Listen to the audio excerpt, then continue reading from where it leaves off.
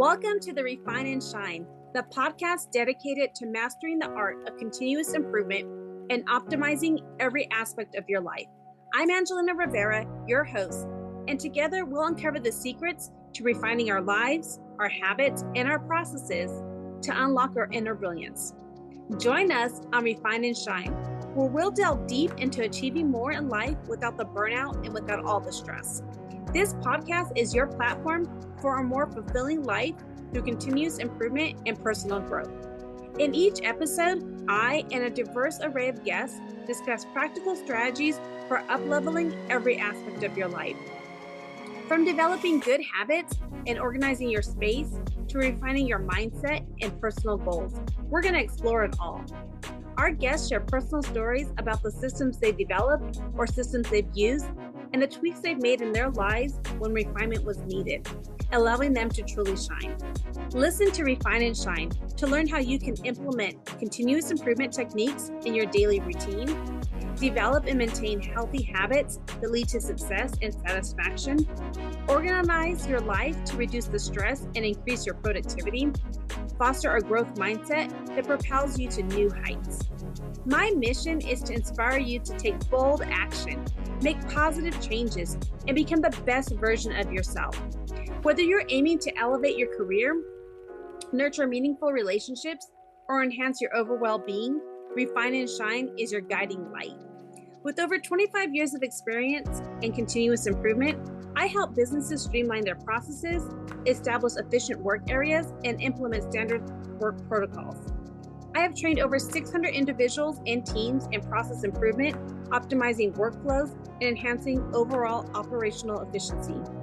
Tune in every week as we embark on an enlightening journey, exploring paths to refinement and illuminating the way to shine in every area of our lives. Subscribe now and join us on this journey to polish your life and let your best self shine through. Thank you for joining us on Refine and Shine. Hello, everyone. Welcome back to another episode of Refine and Shine podcast. I'm super excited about my guest today. I've never interviewed anybody outside the United States, and she is from London. My guest today is Edith B. Kiss. She is a holistic mentor, success habit coach, #1 best-selling author. She's a humanitarian award winner and an international speaker. She specializes in guiding individuals from misery to peace within 30 days by integrating ancient healing techniques with neuroscience. Her journey from a 15-year career in petroleum engineering to holistic healing exemplifies her commitment to transformation and personal growth. Thank you, Edith, for being here today. I'm so excited to hear about your journey. Thank you, Angelina, for having me, and hi, everybody. What I love is that you went from a career as a petroleum engineer and now you are working in the healing space. And so kind of tell us about who you are and how you got from where you were back then. Like, take us through the journey to who you are today. Yes, so when I started petroleum engineering, so when I was at the university studying this, actually I was really passionate about it. I really liked the idea of traveling and seeing the world and working in a man focused world, in a man's world, and like a bootcamp style. And I was very analytical, so I was good at math and physics, so it was an easy subject for me to learn. So I decided on this, but something happened in one of my travels. I started to have panic attacks. And because of that experience, I was looking for some remedies, some natural help. And that's why I got into Reiki healing. So first I was just getting sessions, but then I realized that I can actually also feel the energies. And I was interviewed to learn more. So then I also did the level 1, level 2 in Reiki healing.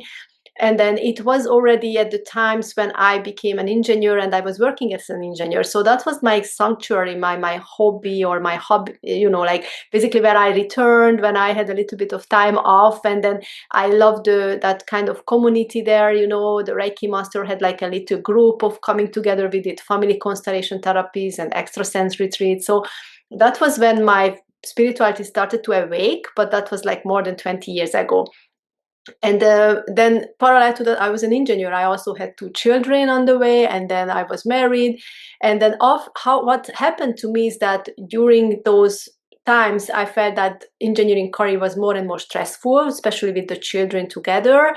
And also I felt that it's unhealthy for me because I can't eat healthy, I can't exercise. Why I couldn't? Because I felt I had the mother's guilt, like, oh, if I got home from work, I want to be with my children, not going to the gym, or and then of course I haven't had the time, the space in my mind to think about, like, okay, how to reframe my diet or be disciplined actually to follow a strict diet. So I was just piling up weights, kilos, and then I was just more stressed, and I was more feeling like lacking time with my kids. So that's what urged me to quit my 9 to 5 as an engineer. So I was still thinking like getting a more work-life balance kind of position. So I got into being a contractor engineer, but that gave me a lot of time. So that's how I started to explore more modalities, more healing modalities, because I already felt a calling of helping people with meditations. I started to meditate at that time, following a Hungarian person, because I am originally from Hungary. I'm just living now in UK. So I started to follow someone, and then I was in these social media groups, and some people asked me if I can meditate with them, help them, and that's how I started, and I really enjoyed that. And then when I got to learn karma yoga healing, that was like a huge transformation for me. When I first activated my pineal gland and started to have more synchronicities, more breadcrumbs, and just felt more healthy and more vibrate, and just suddenly the healing became so fast and so effortless that I was like, oh my God, these tools are just awesome. These ancient tools, which were like 60,000 years old from Kashmir, it's like the Adi Yogi Shiva techniques. So I was falling in love with them, and then I said, this is the time when I actually has to do something with this knowledge and with all of my experience, while I am also having time and still doing some engineering work, parallel.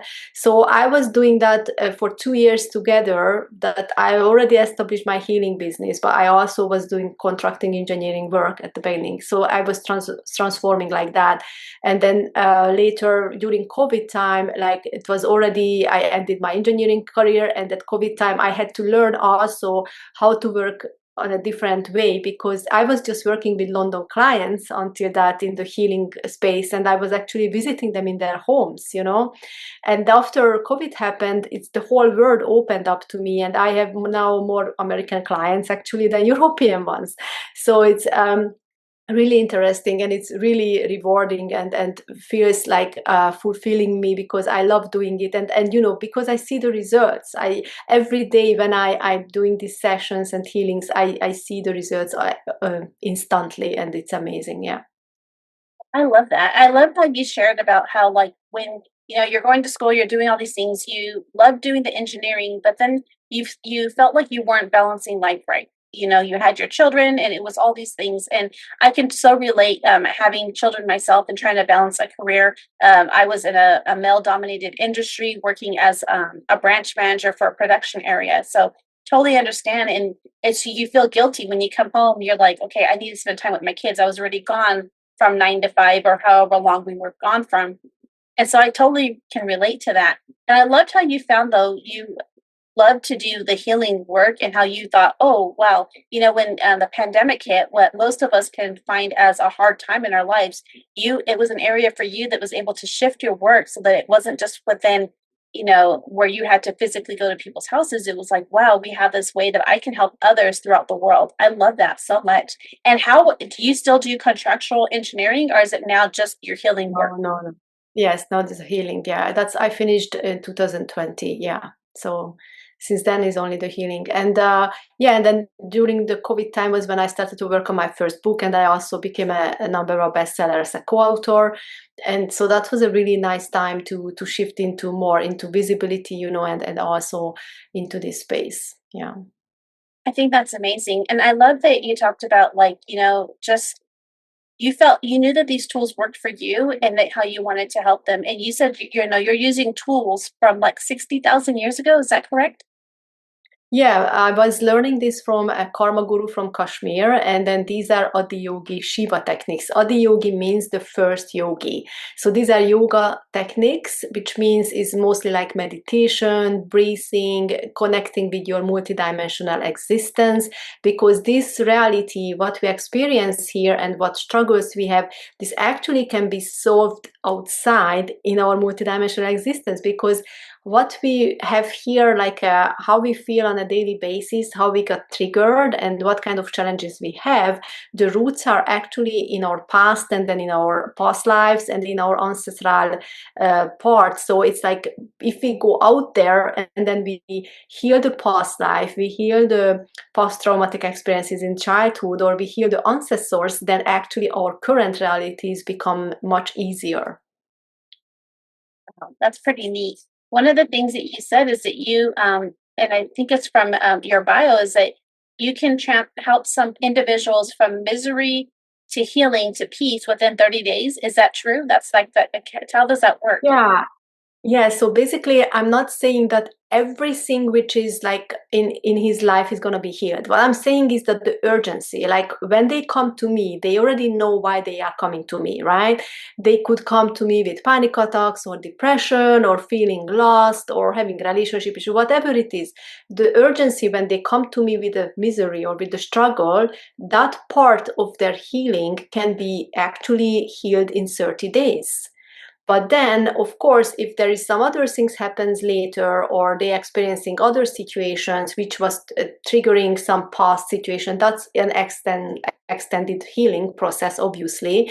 But that thing, if they come to me with a panic attack, obviously I can have them in 30 days to stop and prevent panic attacks in the future, because I give them all the tools and we go through all the healing processes and mindfulness, and then all the bits and pieces what needs to be done, so they know like, okay, it's done, that part is done. All right, so maybe next time they have relationship issue or another thing comes up, but that part is done. Yeah, I think that's amazing. It's kind of like an onion, right? We have to peel the layers. So we may go in for one thing, and then as we get healed from that thing or the root cause, we find the root cause for that thing. There's something else that we have, because we're a dynamic force, right? Our we have so many things within our body, so many things within our mind and everything. And so we may focus on one thing, but then once we heal from that one thing that's triggering us, we might find that there's other things that may trigger us.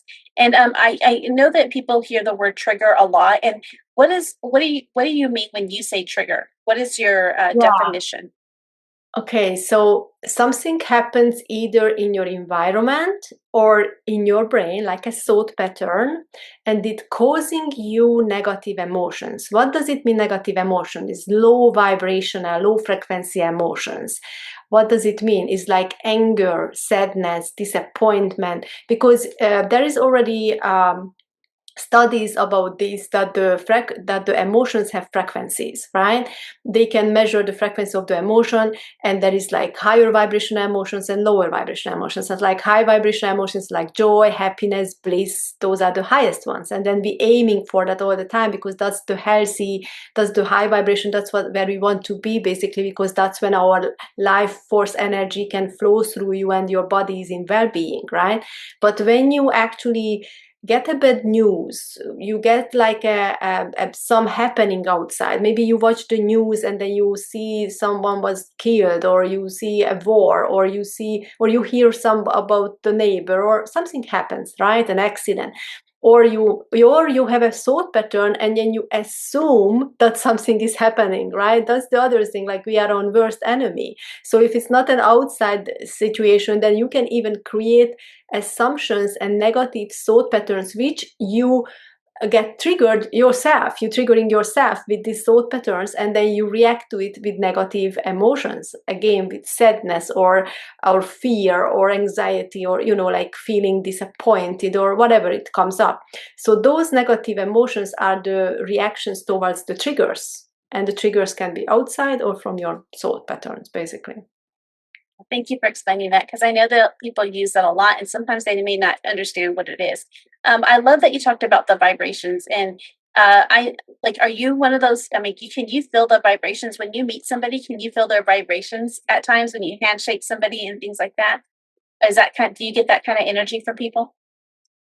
The truth is that I am not the person who actually take too much from the first impression. I always allow people to show them deeper, like I never say like, oh, when I see them first time, I give like a criticism or judgment or anything, like for the first time, or even from energy. I believe that whatever energy they maybe throw at me, it could be even not their energy, they could come from a crowd or they could come from anywhere. So I always give time to a person to truly show themselves or truly see behind whatever you see at the first second or you feel at the first second. So I never do any assumptions from that.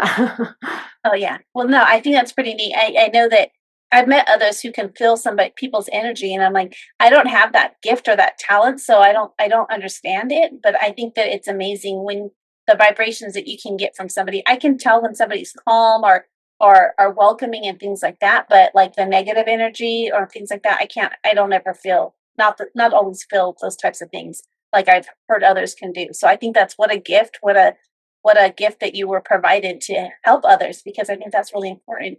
And I loved how with your job as an engineer, once you felt like you needed something else to balance your time, you needed to focus on not only your children, but your health and all these things, that you found another thing that you felt brought you excitement because you had all these like talents, God-given talents that you could use to share with others. And I think that's amazing.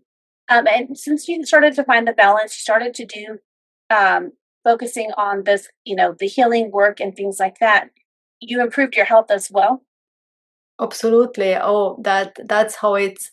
I actually lost, like just after quitting my job and then started, I also became a Reiki master. And then with the Reiki master science, I started to heal myself. And then the results was like within 6 months, I started to lose weight because, I told you I was overweight and unhealthy. So because of these energies, I started to eat differently, effortlessly. So it was like really effortless to transform my diet and then lose like 20 kilos, 40 pounds in 10 months. So that was the first, like really, which helped me to get confidence as well in myself. And then I used to be a very introvert person, also because of my childhood situation. I was also, when I was a child, I was also overweight, and then bullied and stuff. So basically, I was very introvert in my whole life. And as an engineer, it was easy to be introvert, being behind the numbers and the computer. But then by losing weight, it was at the same time when I also became a contractor, and then I also like had the time to explore more modalities. So it was like I believe that year was my awakening, kind of like physically, mentally, and many ways, because my confidence became bigger, and then started to become more extrovert, more speaking about things, and then also like my body's transformed basically from size L to size S, and then so I just felt overall really great about myself as well. And then when I went into the karma yoga healing, it's helped me also to heal other issues, because I used to suffer from like a pattern of like pelvic infections. It was like a pattern. I had it like nearly every year or even several times a year. And then there was always just a certain medication, I had to take for a week, but then it always came back. And when I did the source memory healing, it's actually guided me to a solution which helped me to put it down for good. So how source memory healing works is actually when you go into the deep memories to release, we activate also the karma vortex. So then after the session, we rewrite the Akashic record. So after the session, your future is going to change, but how it's going to change, like within hours or days, you're going to attract in the solution, either through your vibration, either through your new ideas, or some people gonna come to your space telling you the solution. So in my case, actually, I attracted a different doctor who actually gave me a different treatment than the others in the last, I don't know how many years. He told me that time that no, we're not gonna do just 1 week medication like the others doctor did. We're gonna do 4 weeks, and this specific one and the specific way, because we don't want this thing to come back to you. But it had to have the healing happen to attract that kind of help into my life, because everything is connected, everything is energy, and we need to understand that. The funny thing is, I also heal people with noisy noisy neighbors. Like they coming to me that I am triggered by my noisy neighbor, and that is the original situation we need to heal. And then the result is that actually they start to listen to her complaint, and then they actually making changes, and the noise is gone, So that's what I'm saying is a co-creation, it's everything. The universe is collaborating for you and through this healing process. That's why it's so amazing. Oh, that's pretty neat. I can think of I love how you said noisy neighbors because there's all these things that we could have triggering. Hearing a raised voice, hearing the sound of, like, sometimes when I hear the sounds of like car tires, and I'm like, are they going to stop? And it triggers me because I've been in automobile accidents, or like little things like that actually cause that anxiety, that anxiousness. And so I love that you can, that everything is energy. And as we feel things, those, that energy, whether positive or negative energy, it can help us with healing. I think that's really amazing. And so how do people get to work with you? How do you help them?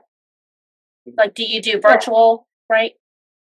Yeah, so everything is online most of the time, yes. So it's basically they reach out to me either through my website, they can WhatsApp me through my website, or send me their contact, or email me. So there is all kinds of possibilities for that.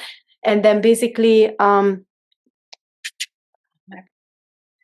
so the other way is, like, I'm also on social media, and then from my website you can also find all my social media links as well. So I'm very active on Instagram, and I also have a YouTube channel. And on my YouTube channel, I post videos, healing videos, like 1 hour episodes where people can go through a healing process.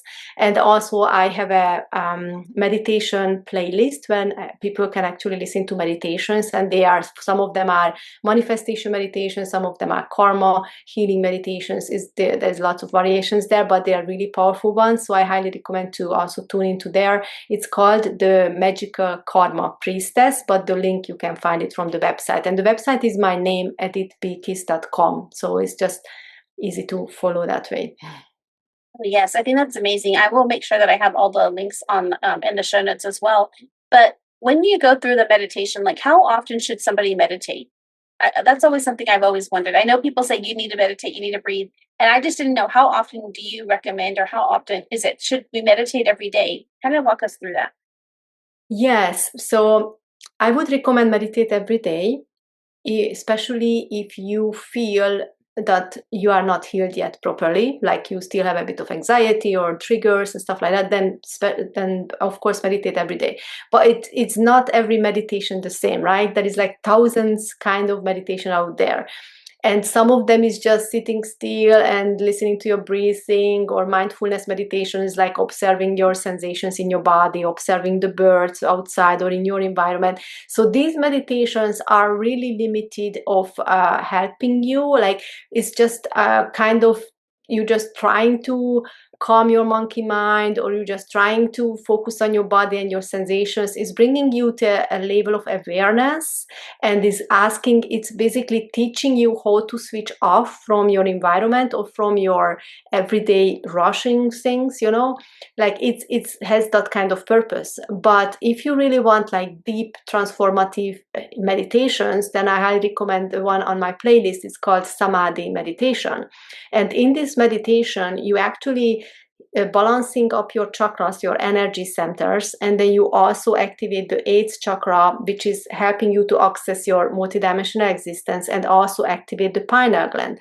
So when you activate the pineal gland, you go into theta and delta brain waves when you produce the necessary hormones like melatonin, serotonin, oxytocin, growth hormone on an extra boost. Why I'm saying an extra boost? Because normally we produce these hormones at deep sleep at night, but someone who's suffering from insomnia, or not sleeping well, or always waking up, then these hormones are not enough in your system. So to have an extra boost of these hormones is actually help you to be more focused, help you to have a better mood, more vital body, and then even becoming a more nicer person.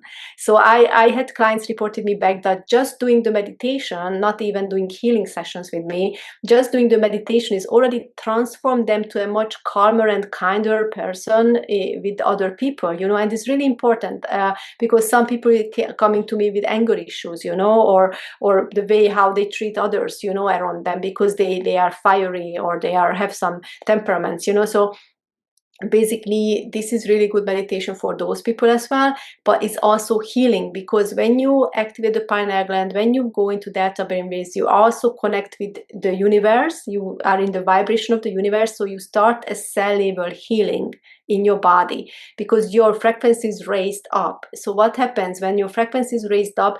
The pain and the issues, the energetically, is dissolved in your body.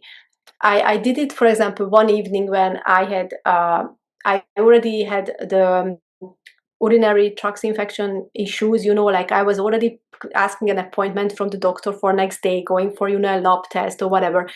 And then in the evening, I was like, what if I just start this meditation? So I did the samadhi, and then I decided that I'm going to stay in that samadhi state and I'm not coming out of it. I'm just keep vibrating. And then at the night, sometimes I woke up and then I felt I'm still vibrating in that samadhi. And I was like, okay. So I kept keeping myself there. And in the morning, I had zero symptoms. I had to cancel my appointment because all night I was vibrating with the universe, and it literally took away all the pain, all the symptoms from my body. So this meditation is really powerful for that. And it's just being on that vibration is cell level healing can occur. Yeah. I think that's really amazing. One of the things I do not practice is meditation. And so I think that that's something that I'm really I'm going to look into, looking through your website and then your YouTube videos and see, because I'm one of those people that can't calm myself before I sleep. And so sometimes I think meditation would help me get into that calm state. And so that I don't wake up in the middle of the night anxious or anything like that. Because sometimes I have that little bit of anxiety. Some of my clients actually reported me that they, some of them likes to do it in the morning and some of them likes to do it in the evening. And the ones who said they did it in the evening, they had better sleep. So it's highly recommended if you like. I like it. I like do meditations mostly in the morning, and I do it every day. I have sometimes some periods, like for example, I'm doing meditations every day, like maybe for several months, and then there is some very hyperactive week coming up, and then I don't do it for a whole week because I'm so action taking energy, like in the whole week, like 5 days, 6 days, I'm just like not doing meditation because I'm just opening my eye and I'm just going, and then after like 5, 6 days, I'm like, okay, let's go back to meditating. And then, it also depends on the what's happening in the astrology, like the planets. For example, now we are entering actually a season with 5 planets in retrograde. So what does it mean? When the planets are in retrograde, is asking you to reflect, to release, to rest. Is the energies are asking you to do more healing, to more meditations and more resting. So in these times is even more recommended to do this. And it's like we winding down like at the end of the year, 2025, and 2025 is actually the 9th universal year in numerology, which means it's the last year of the period. And it's always about releasing, letting go, and closing chapters. So we are just at the end of it. And next year is going to be the new beginning with the 2026 energies. And it's just the last month is really to release and heal everything which needs to be healed, and then let it go so you can start a much more energetic and powerful next year. I think that's so sometimes. Yeah, sometimes I even meditate. I have times when I meditate 4 times a day or 5 times a day. So it's really about how I align with the energies outside. And what is the proper way to meditate? That's something that I always found. Can I just sit there and meditate? Do I have to be laying down? What is or is there a proper way to do it? Yeah, for samadhi meditation, you can do it seated. It's more recommended to do seated because what we do is we invoke the energies, the light energy from above. So it's like more straight, like your spine needs to be straight. so it looks, I mean, it's better, easier for the energies to come through you, and then from the chakras if you sit straight. But you can do it laying down, but when you lay down, make sure that you don't use like a big pillow, or you are not like, like laying like this, but more straight spine again. So some people do meditations laying down, do healings with me laying down, but then I always say no pillows, just lay down very straight. Or you can do a seated, especially if you want to fall asleep with the meditation in the evening, then of course you can do it in your bed, and then do it before you fall asleep, and you can even fall asleep into the meditation. So that's perfectly fine. And then with this meditation, people who reported me that it's really difficult for them to meditate, or they never meditated before because they couldn't quiet their mind and it was difficult for them to be calm. This meditation even helps those people, because the first 15 minutes is basically about me talking them through certain steps. So you go through those steps, you breathe, you follow my voice, and then at the end of the 15 minutes is when actually you do the activation, and then you enter that transcendental state. And then the real meditation is actually start happening after that. Like that's when you are in the meditative state. So you can decide to stay there for another 10 minutes, 15 minutes, 1 hour, or whole night, so that's your choice how long you stay in that. The other thing which I would recommend, if you meditate too many times or too long times, and then you feel a bit dizzy or foggy after meditations, then it's highly recommended to do some grounding exercise. Grounding exercise is when you connect to the Mother Earth. You can imagine yourself as a tree, for example, like you are like a tree, and then you actually put down like roots from the sole of your feet, and then from your hands, like you imagine that roots are coming out of your palms and then going down into the center of the earth, and then you ground yourself. And then that helps you with the fogginess or dizziness if you meditated too much. Well, that's really interesting. And like, so when you're imagining, you're grounding yourself in a tree, you can just imagine the roots and everything. You don't have to physically go outside and touch No. Okay. Yeah, I know that many people tell that, like, yeah, you need to go outside, walking barefoot and hug a tree. Of course, you can do that too, and that's also great. But if it's cold outside, or you can't go outside because I don't know, then obviously you can do it at home as well this way. That really helps me as well. I mean, because the grounding, like I live in the desert. There's no, like, I don't want to put my feet on the ground because I might get like little stickly bushes, or like there's lots of thorns in the ground, things like that. We don't have grass and stuff like that. So I'm gonna, next time I do that meditation, I start to get foggy. I'm gonna do some grounding, like just pretend, feeling like I'm the tree with my roots, and all of those things. Oh, I think that's so helpful. Yeah, grounding is always recommended. So even when you feel a bit anxious, then it's a really quick way to connect with the earth energies, because earth energy is also healing. It's the same way as healing as the source energy. It's more available because it's closer to you, So the earthing or grounding is also highly recommended just to feel more in peace. Thank you so much. I mean, you have so many things that you have out there that you can help people with. You have the master class that you have your books, your YouTube channel, like all of these great things. I really am so interested to learn more about all the things that you have. And so one of the things, like, I'll definitely make sure I have your website on there so people can connect. I'll have all your links and stuff so that they can do this meditation. I'm going to actually look into some of them myself soon. Maybe do one tonight and then some tomorrow, since we are in that part where we really need to release the things from 2025 that are holding us back so that we start 2026 new. But one of the things I always love to ask my guests too is what is a way that they can refine and shine? Like, what is some type of action they can take? And maybe we talk about your book, and if that's something that your books that can help us, like, what is something that you recommend they do? Yeah, I really believe that many people knows that actually there is three things which we can control, and these three things are our thoughts, our emotions, and our actions. You can control your thoughts. You don't need to think about the darkest thoughts. You can think about positive thoughts, and you can assume positive things. You are in control of your thoughts. And the emotions, when you think about positive things, and then obviously you have positive emotions, right? If you think about negative things, you have negative emotions. So you can control your emotions as well. Even though if you go through heartbreak, or if you go through grief, or whatever you go through, you can control how you feel about certain things. You can change your perspective.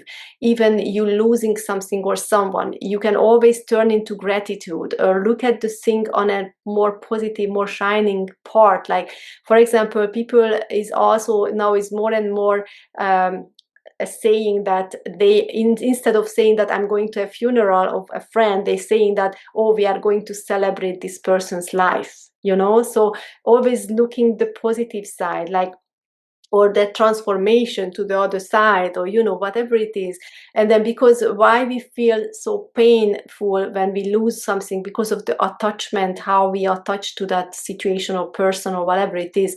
So finding peace in a different way, finding connections in a different ways helps, and then looking at things on a more positive perspective helps. And then when you are in positive thinking and you have positive emotions, you always make better decisions, obviously, in life. And then so you create a better life for yourself. And that's what I call more like mindfulness, because mindfulness is not just about the awareness and then about sitting down and being calm and meditating. Mindfulness is actually being in control. Mindfulness is actually being conscious about your actions and thoughts and emotions, and knowing that you are in control.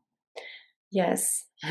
Wow, that's so amazing. I like when you talk about controlling your thoughts. Like, if you have if a negative thought comes to us, what is it that you can recommend that we do to push that negative thought aside, and so that we can have positive thoughts?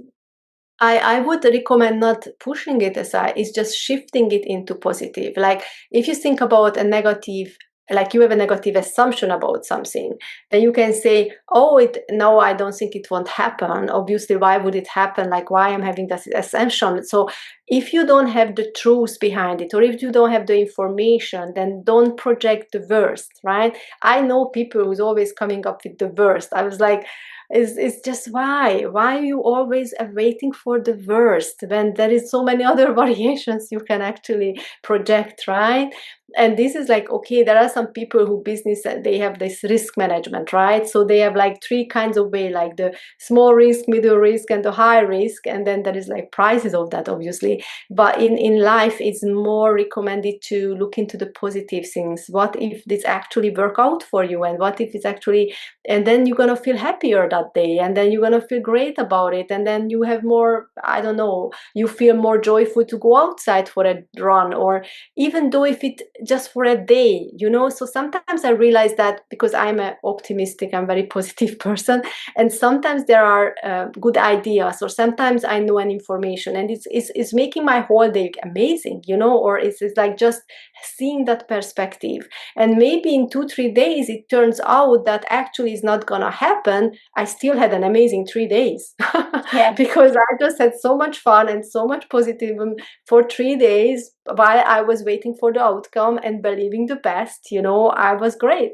And then it didn't really, if I think about negatively, like, oh, it did not gonna work, then probably I would be sad for all 3 days, and then being in a very miserable mood, and then after the 3 days, okay, I found out again to say, and then I would say, oh yeah, you see, that's what I was thinking as well. But you would ruin the whole your 3 days, right? So it's better to assume always the good things, because of course it's not what always happens. Like, many times good things turns out at the end. I'm just saying that even if something is not happening how you expected, you still had a great time to think positively about that event and feeling great about it as an opportunity, or as a expected positive thing, even though it did not happen that way as you expected.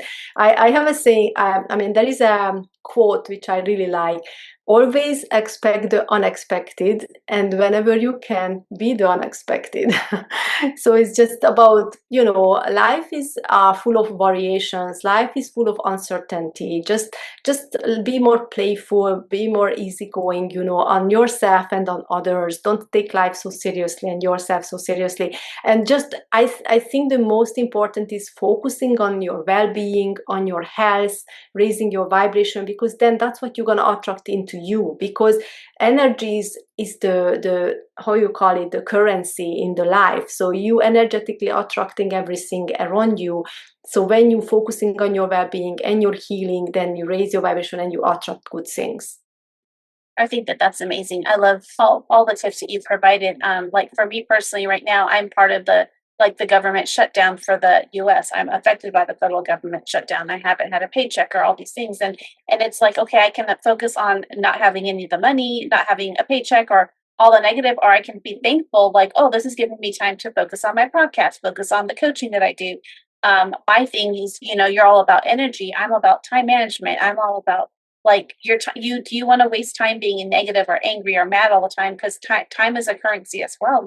We're not going to be able to get it back. We can't store it and all these things. And so like for your, kind of similar to when you took your time off, you stopped your full-time job as the engineer. Like for me, I'm like, maybe this is God telling me get back in gear with your exercise, get back in with your maybe meditation. I need to add on to it, but just finding that peace and not being so rushed at making sure I eat breakfast and all of these things, because when we are rushing or like, all these other things, we could be like, I could be negative and like, oh, another day I'm not going to work, another day, no paycheck. Or I can be like, okay, what can I create today to help me moving forward, to help me, what programs can I advertise? Like, what can I do for myself? Because you said earlier, the world is full of unexpectedness. Like we don't know what everything's going to happen. We can't expect, but we can be positive and thankful for each day and have that gratitude. But instead of, and I think it's the way that our word plays on us too. Like I have to go for a walk, or I get to go for a walk today. God has blessed me with legs that can walk, air, I can breathe the oxygen in my, in my lungs, all these things. I get to be able to do that instead of, oh, I have to walk because I'm, I need to exercise, like it's just a way that we word it. Like you said, back to the thoughts, like being thankful and having that positive emotions that's going to come from doing that walk. And then taking the action, right? I think that's important. Yes, absolutely. Well, and I would love to. Oh, yeah, I would love to recommend my newest book. This is actually just came out a couple of weeks ago. The title is The Gap Filler Success. And it's because it's simple steps to reach your goals. And the gap filler success is basically helping you to fill the gap between your current reality and your goals or dreams. And this is actually has two parts. And the first part is more strategic, is when I was in my engineering career and in my university times, and then I was like wanted to reach my goals in a strategic way. I was like positioning myself, prepared myself, and then how I pushed into certain situations to actually reach my goals. And that's the first part. So if someone is not such spiritual, who's listening or not believing in law of attraction or manifestation, already the first part of the book can help them a lot with certain actions, what actions to take to reach their goals.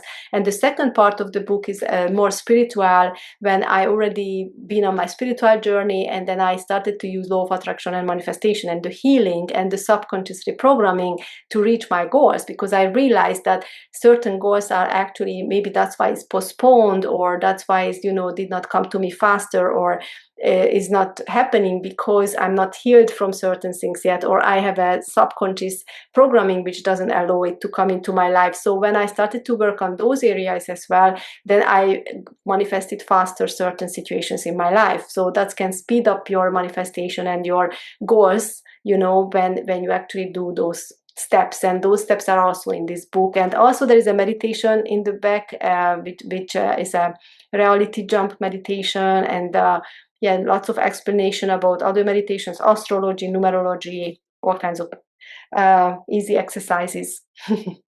Oh, awesome. That's awesome. And we can buy that book on Amazon, correct? Yes. Okay. Yeah, for sure. And do you just have that one book, or do you have several books? Oh, I have another one which I wrote during COVID time. because there was so many people out there who were already wanted to be a light worker, or wanted to be a healer, but they were struggling in the lockdown, and they felt like a cocoon, without becoming a butterfly.